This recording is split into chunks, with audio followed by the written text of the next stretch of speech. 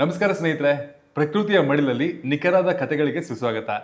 Last ಎಪಿಸೋಡಲ್ಲಿ sandalwood ಎಷ್ಟು wealthy ಆಗುತ್ತೆ and ಸ್ಯಾಂಡಲ್ವುಡ್ಗೆ invest ಮಾಡೋದ್ರಿಂದ ಏನೆಲ್ಲ ಬೆನಿಫಿಟ್ಸ್ ಅಂತ ಹೇಳ್ತಾ ಇದ್ರು. ಅದರ ಮುಂದಿನ ಭಾಗಕ್ಕೆ ಈ ಕಾಲಿಡ್ತಾ ಇದ್ದೀವಿ. ಸರ್, ನನ್ನ ಹತ್ರ ಇರೋದೇ 10 ಲಕ್ಷ.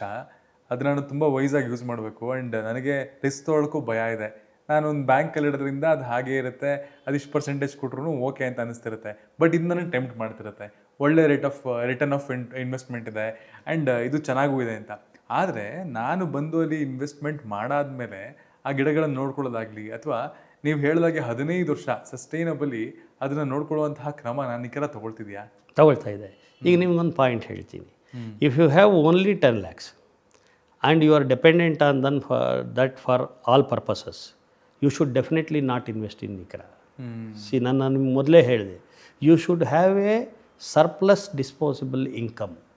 ನಿಮ್ಮ ಎಲ್ಲ ಬೇಸಿಕ್ ರಿಕ್ವೈರ್ಮೆಂಟ್ಸ್ ಮೀಟ್ ಮಾಡಿ ಎಕ್ಸ್ಟ್ರಾ ಅಮೌಂಟ್ ಇರುತ್ತಲ್ಲ ಅದನ್ನು ನಾನು ಇನ್ವೆಸ್ಟ್ ಮಾಡ್ತೀನಿ over a period of 15 years and I stay put with that and I want to have the additional benefits of say contributing to nature, contributing for afforestation and also have a status, and I want to have a farm plot over a period of time. I want to create a wealth and it should be sustainable ಅಂತ ನಿಮ್ಮಲ್ಲಿ ಇರುವಂಥ ಪರಿಸ್ಥಿತಿ ಇದ್ದರೆ ಅದು should be invested in this. You should not invest your liquid money in to this. ನೀವು 2 point ಹೇಳಿದ್ರಿ. ಒಂದು, ನನ್ನ ಹತ್ರ ಇರೋದೇ 10 ಲಕ್ಷ. ಈ 10 ಲಕ್ಷ ನಾನು ಇನ್ವೆಸ್ಟ್ ಮಾಡಿ ನಾಳೆ ಏನಾದ್ರು ಹೆಚ್ಚು ಕಮ್ಮಿ ಆಗಿ ಈ 15 ವರ್ಷ ನಾನು ಸಸ್ಟೈನ್ ಮಾಡಲಿಕ್ಕೆ ಆಗಲಿಲ್ಲ ಅಂತಂದರೆ ಆವಾಗ ನಾನೇನು ಮಾಡೋದು? Also I am also interested in investing in this, okay, because this is a very attractive scheme ಅಂತ ಹೇಳಿದ್ರಿ. ಇಲ್ಲಿ ಪಾಯಿಂಟ್ ಅರ್ಥ ಮಾಡ್ಕೊಳ್ಳಿ. You should have a surplus disposable income and your investment is not for 1 year, your investment is for 15 years. Unless you have that patience, you cannot invest in this.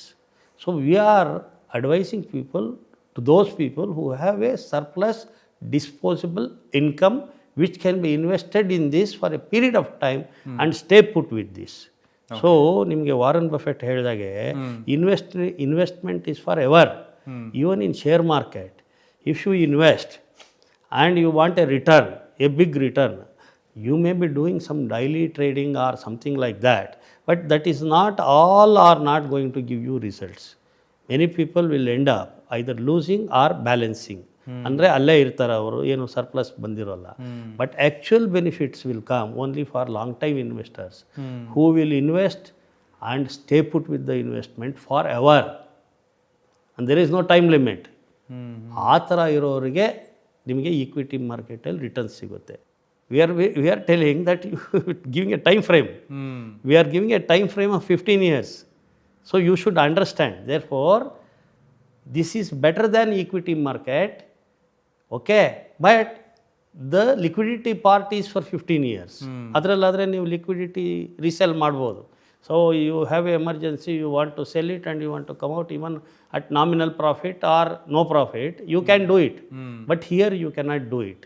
You can only resell the land along with the trees because you are the absolute owner. Correct. Once you have done plantation and registered your property and done plantation, ಮಧ್ಯದಲ್ಲಿ ನಿಮ್ಗೇನೋ ಒಂದು ನಿಮಗೆ demand ಬಂದರೆ ನೀವು you need not wait 15 years. You can sell it in between along with plantation by valuing the plantation cost also. Okay okay. So ನಂದು ನೋಡಪ್ಪ ಒಂದು 8 ವರ್ಷದ್ದಾಗಿದೆ, sandalwood trees ಇದೆ, ಲ್ಯಾಂಡ್ ಇದೆ, ಇವೆರಡನ್ನೂ ಸೇರಿಸಿ ನಾನು ಈ ರೇಟಿಗೆ ಮಾರ್ತೀನಿ. So approximately 8% appreciation is the track. Say for example you have invested 10 lakhs, 8% appreciation for say for example 8 years. ಎಷ್ಟಾಗುತ್ತೆ? ಒಂದು 60% appreciation ಆಗಿರುತ್ತೆ. You may not get real result of sandalwood, but you will definitely get a land appreciation and little benefit of sandalwood, provided the other party who is purchasing understands that and take it. ಯಾಕೆಂದರೆ ಅವನೇ plantation ಮಾಡಿ 8 ವರ್ಷಕ್ಕಾದಮೇಲೆ ನಾನು purchase ತಿರುಗಿ ಹೊಸ plantation ಮಾಡಬೇಕು ಅನ್ನೋ ಪರಿಸ್ಥಿತಿ ಇಲ್ಲ. You have already planted 8 years, it has started heartwood. So another 8 years wait ಮಾಡಿದ್ರೆ ಆವಾಗ ಏನಾಗುತ್ತೆ, ನಂಗೆ ರಿಸಲ್ಟ್ ಬರುತ್ತೆ ಅಂತ ಅಂಡರ್ಸ್ಟ್ಯಾಂಡ್ ಮಾಡ್ಕೊಳ್ಳೋವಂಥ ಪರ್ಟಿಕ್ಯುಲರ್ ಕಸ್ಟಮರ್ ನೀವು ಹುಡುಕಿ. with land appreciation and this tree valuation, if you sell it, you are going to get liquidated with this also. And ಈ ಥರ ಸಿಚುವೇಶನ್ಗಳು ಬಂದು ನಿಮ್ಮ ಕ್ಲೈಂಟ್ಗಳು ಅಥವಾ ಈಗಾಗಲೇ ಪರ್ಚೇಸ್ ಮಾಡಿರೋರು ಕೂಡ ಮಾರಬೇಕು ಅಂತ ಬಂದಾಗ they are happy with the returns. Definitely yes. Say for example, ನಾನು ಒಂದು ನಿಮ್ಗೆ ಎಕ್ಸಾಂಪಲ್ ಹೇಳ್ತೀನಿ. Way back in 2010 or whatever it is, 2013 or whatever it is, we have sold at 50 rupees per square feet. Now the land value has multiplied many times. In the same particular Shri Sathya Sai Puttaparthi ಡಿಸ್ಟ್ರಿಕ್ಟಲ್ಲಿ ನಾವು ಮಾಡಿರೋದು ಎಷ್ಟೋ ಇದು. ಈಗ ಆ ರೇಟಿಗೆ ನಿಮಗೆ 50 ರೂಪಾಯಿಗೆ 60 ರೂಪಾಯಿಗೆ ಎಲ್ಲೂ ಸ್ಕ್ವೇರ್ ಫೀಟ್ ಸಿಗೋದಿಲ್ಲ. It is multiplied and people are reselling wherever requirements are there. I am not saying that liquidity is zero.